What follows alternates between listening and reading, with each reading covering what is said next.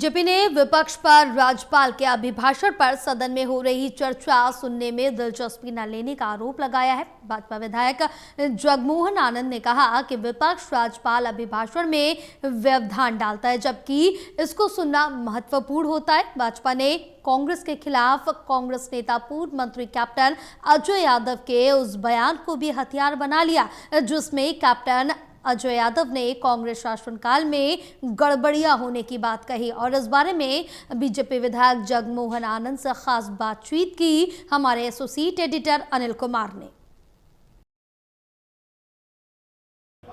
भाजपा ने दावा किया है कि राज्यपाल ने अपने अभिभाषण में हरियाणा का रोड मैप बताया है। इस मेरे साथ हैं भाजपा विधायक जगमोहन आनंद। इनसे जानते हैं कि राज्यपाल अभिभाषण में क्या खास है और रोड मैप कैसा होगा। देखिए, राज्यपाल जी ने जो अपना बजट के ऊपर अभिभाषण दिया है, उस अभिभाषण पर लगातार चर्चा हो रही है। पक्ष और विपक्ष लगातार अपने अपने बात रख रहे हैं, लेकिन विपक्ष कहीं ना कहीं उन अभिभाषण की चर्चा से भाग रही है।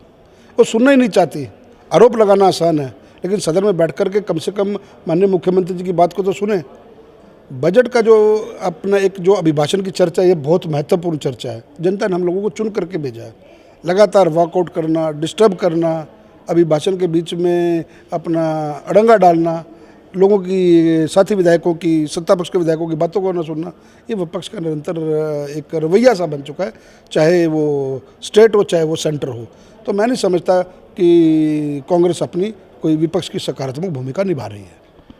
जगमोहन जी, जो मुख्यमंत्री सदन में जवाब दे रहे हैं उससे कांग्रेस क्यों संतुष्ट नहीं है? कांग्रेस संतुष्ट हो भी नहीं सकती। टुकड़ों और गुटों में बटी कांग्रेस कैसे संतुष्ट होगी, मुझे बताइए आप।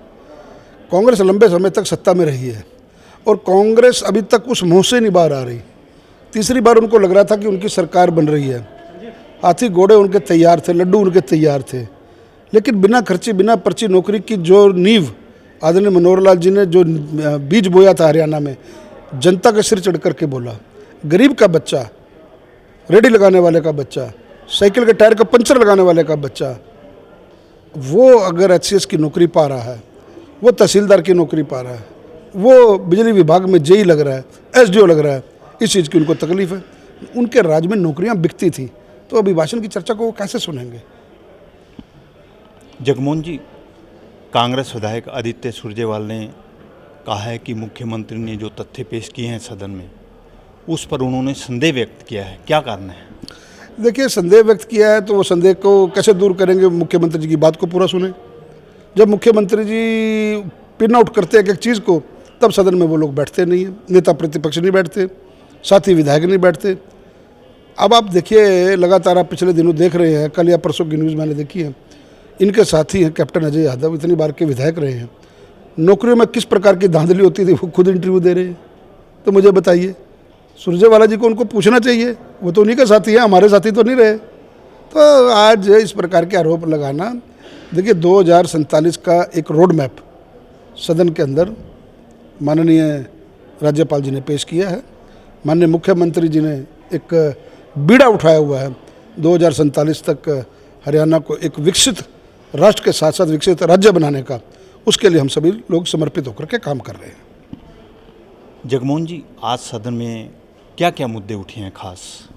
देखिए, आज प्रश्नकाल के अंदर अपना इलाके के सवालों को लेकर के हम लोगों ने बात की है। शून्यकाल के अंदर अपने इलाके की डिमांडों को रखा है।